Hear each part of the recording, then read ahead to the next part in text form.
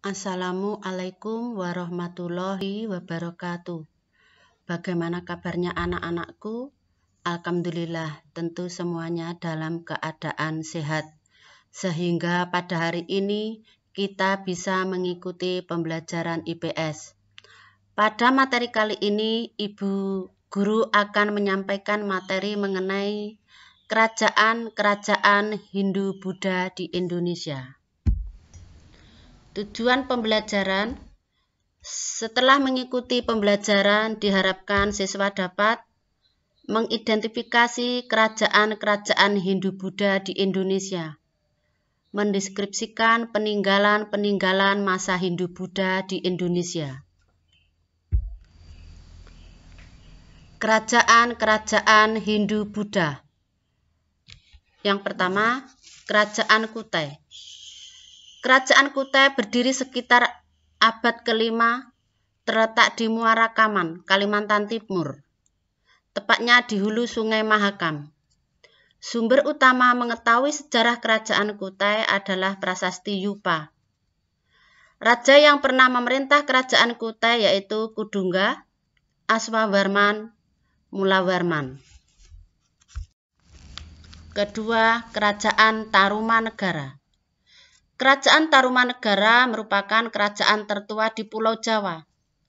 Sumber sejarah mengenai Kerajaan Tarumanegara diketahui dari Prasasti Kebon Kopi, Prasasti Ciaruten, Prasasti Pasir Awi, Prasasti Jambu, Prasasti Muara Cianten, dan Prasasti Tugu. Raja yang terkenal dari Kerajaan Tarumanegara adalah Purnawarman. Yang ketiga, Kerajaan Mataram kuno. Kerajaan ini diperintah oleh dua dinasti, yaitu dinasti Sanjaya yang beragama Hindu dan dinasti Sailendra yang beragama Buddha. Sumber sejarah Kerajaan Mataram kuno diperoleh dari Prasasti Cangga, Prasasti Kalasan, Prasasti Ligor, Prasasti Nalanda, Prasasti Klurak, dan Mantiase.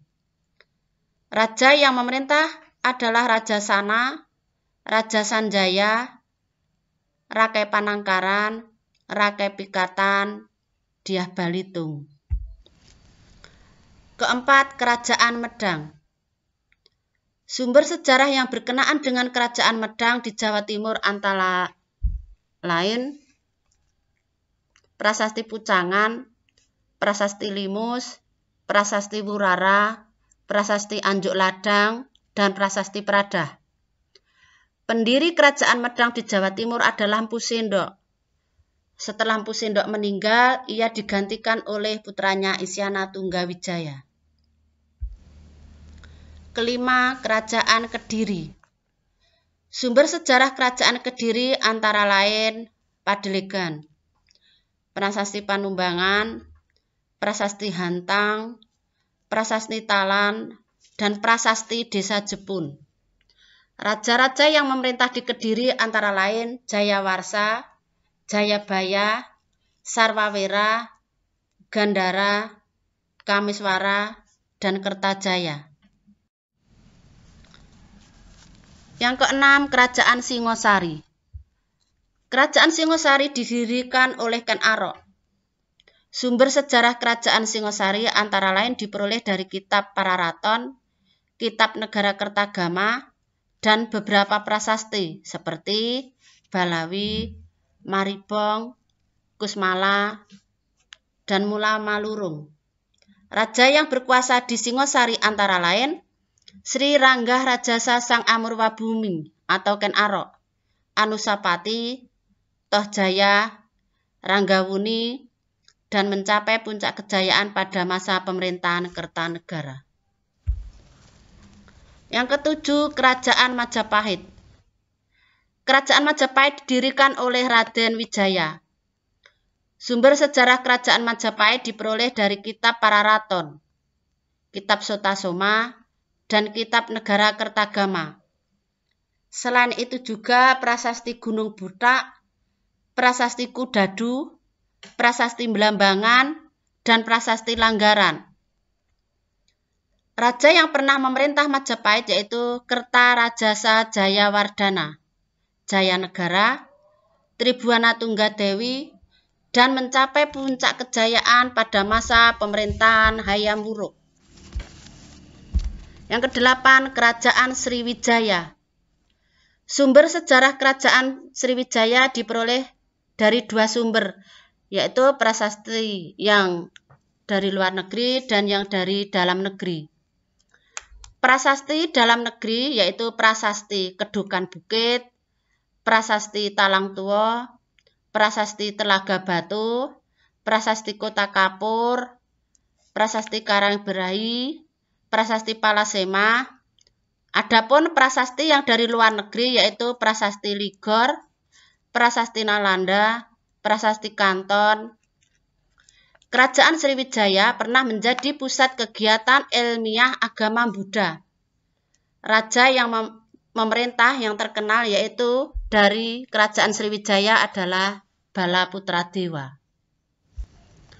Peninggalan-peninggalan pada masa Hindu. Yang pertama berupa candi.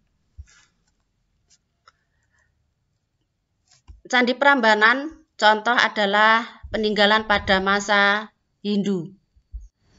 Candi Borobudur adalah peninggalan pada masa Buddha. Yang kedua, Gapura. Yang ketiga adalah Patirtan. Patirtan adalah tempat mandi yang pada waktu itu digunakan oleh keluarga raja. Keempat, patung. Patung ini ada dua corak. Yang pertama adalah patung yang bercorak Hindu. Biasanya patungnya adalah patung dewa-dewi. Dewa Wisnu, Siwa, dan lain-lain. Kemudian patung bercorak Buddha. Patung bercorak Buddha itu sendiri biasanya adalah patung Sang Buddha itu sendiri, yaitu Siddhartha Gautama. Yang kelima, relief. Relief biasanya seni pahat yang ada di candi. Bisa dijumpai di candi-candi Prambanan dan candi-candi lainnya. Biasanya menceritakan tentang kisah Ramayana dan Mahabharata.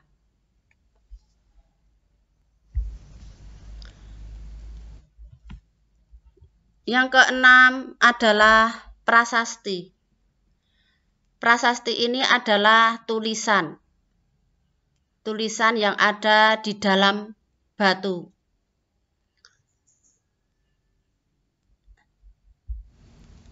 Demikian materi kali ini. Apabila ada kata-kata yang kurang berkenan, mohon maaf yang sebesar-besarnya. Billahi taufiq wal hidayah. Wassalamualaikum warahmatullahi wabarakatuh. Terima kasih.